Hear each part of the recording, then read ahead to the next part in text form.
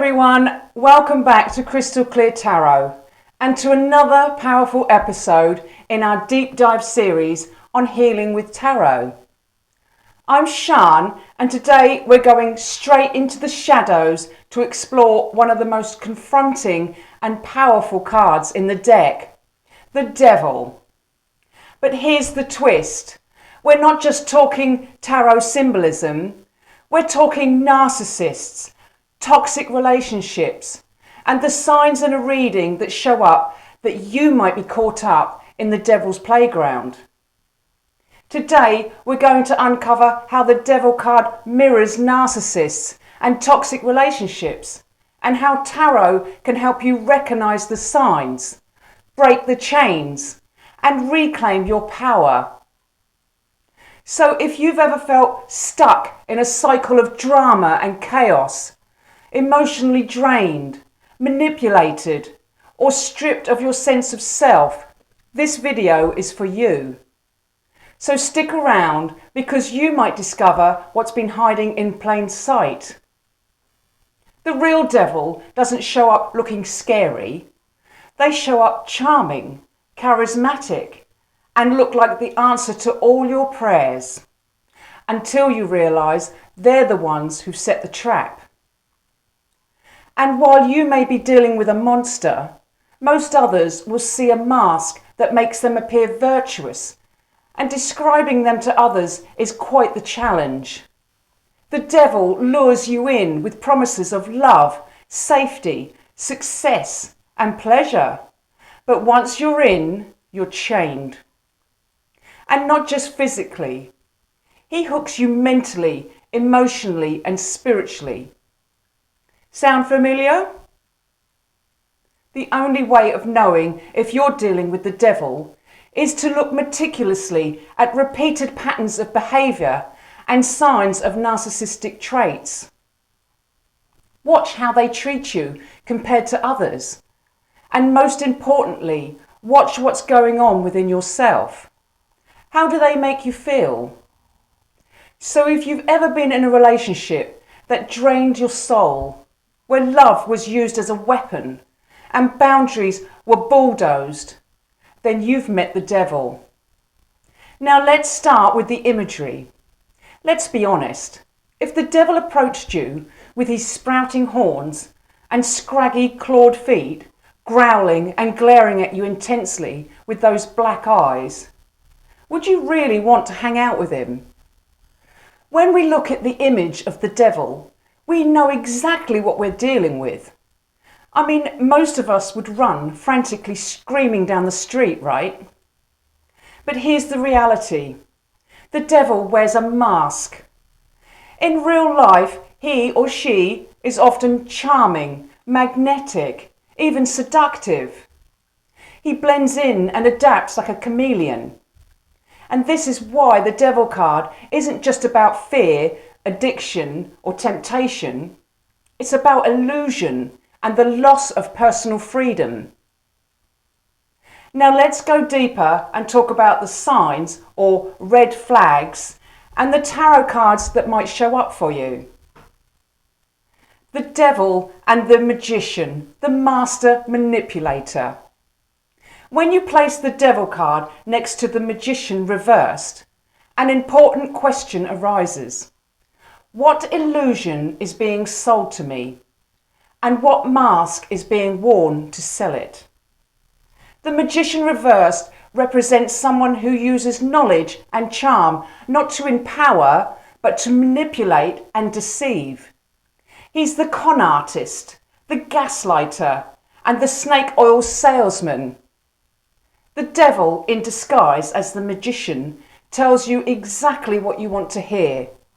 But every word is part of a larger plan. They twist reality, gaslight, and manipulate until you doubt your own mind. With the magician reversed, their charm becomes a weapon. And when paired with the devil, this becomes a textbook narcissist. A person who appears to be offering love, success, or protection, but is really laying the groundwork for control. Ask yourself, have I ever felt like someone was too good to be true? Have I ever been love-bombed, showered with affection, only to be discarded or criticised later? This is how the devil operates. He seduces you through illusion and then binds you through confusion. The Ace of Cups reversed. They lack empathy. Now let's talk about empathy, or the lack of it. The Ace of Cups reversed shows an emotional drought. The cup is supposed to be overflowing with love and compassion, but here it's bone dry. Narcissists don't feel your pain. They feed off of it. They mock, criticise and gaslight you while you're pouring your heart into loving them. The reversed Ace of Cups shows the emotional drain, the coldness, the compassion vacuum. Watching you suffer and fall to pieces is no problem for the devil, as he is devoid of empathy. The devil knows you're hurting, he just doesn't care. This reversed cup is the narcissist's heart, shallow, empty, yet demanding endless love from you. They target people with oceans of emotional depth, the healers, the nurturers, and the empaths, people like you. They drain your energy and give nothing back. Your tears, your confusion, your breakdowns, these are all fuel to the devil. So in reflection, ask yourself, when I express pain, do they respond with kindness or coldness? Do I feel depleted after spending time with this person? A grandiose sense of self. The Six of Wands in the upright position is a card of public recognition and victory. But in the wrong hands, it becomes the mask of grandiosity. The Six of Wands reversed reveals their inflated ego, their need to be seen as superior always. Narcissists strut into the room like they're royalty. They crave admiration, not connection. Narcissists don't just want to be liked, they need to be worshipped. They compare themselves constantly in a way that always shows them in a better light. The devil lives in a world of illusion, all built up to boost his ego. They may flaunt their successes, exaggerate their stories, or seek admiration to feed their crumbling self-worth. But here's the catch. They're often incredibly envious of others' genuine joy or success. And that envy festers, and it turns to cruelty when they feel threatened. So ask yourself, do they uplift me or compete with me? Am I allowed to shine, or does my light threaten them? The Emperor, control and domination. The Emperor is about structure and authority. In a healthy form, he brings stability, but when channeled through the devil, he becomes tyrannical. It's their rules, their timeline, their reality, or else. The devil wants power, and control is his love language. Narcissists come with a strong sense of entitlement, and they will punish you for independence and silence you with rage, or freeze you out with emotional ice. Either way, you're trapped. The devil says, do as I say, not as I do. They create rules that only serve them, and you'll find yourself constantly adjusting your opinions, your behaviour, and even your identity just to avoid triggering their anger or disapproval. The message becomes, obey or suffer the consequences. You might feel like you're always walking on eggshells, and that's no accident, that's control. So in reflection, ask yourself, do I feel safe being myself in this relationship? Have I stopped saying what I think just to keep the peace? The Two of Swords reversed, denial and blame shifting. With the Two of Swords, we see emotional avoidance and psychological denial. The narcissist won't acknowledge their wrongdoing ever, and they never take responsibility. Even when caught red-handed, it's somehow your fault, and they'll twist the story and rewrite history. The reverse Two of Swords reveals the refusal to see the truth and the lies that follow. Suddenly, you're the problem. That's how they preserve the illusion. So ask yourself, why am I the one that's always apologising? Am I carrying shame that doesn't belong to me? The Five of Swords, the smear campaign. Beware of the everlasting grudge. This card is about conflict, but it also warns of manipulation after the fallout. Narcissists often display resentment, especially if their ego has been bruised or if their behaviour has been exposed. The Five of Swords tells us how narcissists will destroy your character to protect their mask. Lies, gossip, twisted half-truths, all told with faux concern. And the worst part? People believe them. They don't just want to hurt you. They want to discredit you so that no one else sees the truth.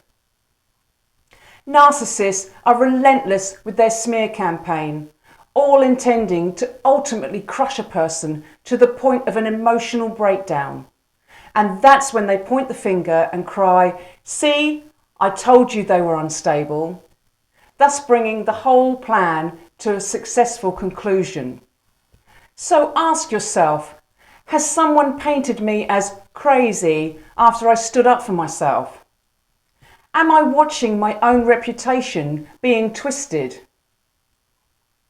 The Seven of Swords, lies, lies, and more lies.